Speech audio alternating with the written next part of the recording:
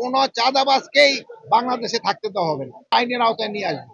কাউকে কোন রকম চাঁদাবাজে ছাড় দেওয়া হবে না। চাঁদাবাজের উপরে কোনো প্রেশার নাই।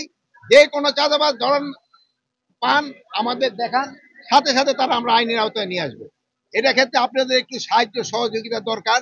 আপনারা একটু চাঁদাবাজগুলির আইডেন্টিফাই করে দেওয়া, আমরা আইন শৃঙ্খলা বাহিনীর হাতে সোপর্দ করা।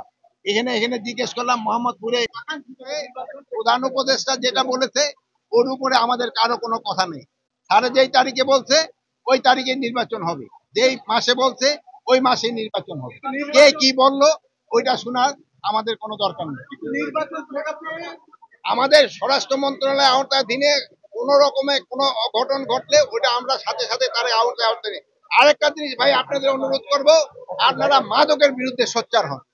মাদকের বিরুদ্ধে আপনাদের সোচ্চার হতে হবে, যেহেতু এই মাদক কিন্তু আমাদের সমাজটাকে ধ্বংস করে দিবে আপনারা যদি সোচ্চার না হন। এই আমাদের বাচ্চাদের আর হলো আমরা কিন্তু খুব অসহিষ্ণু জাতি হয়ে গেছি। কোনো কিছু একটা ঘটনা ঘটলে আমরা ছবি উঠাইতে যাই, বাট তারে প্রতিকার করি না। কিন্তু প্রতিকার করা একটা সমাজে যদি কোনো অঘটন ঘটে বা একটা খারাপ কাজ চলতে থাকে ওইটা প্রতিকার করা আপনাদের ইমানি দায়িত্ব।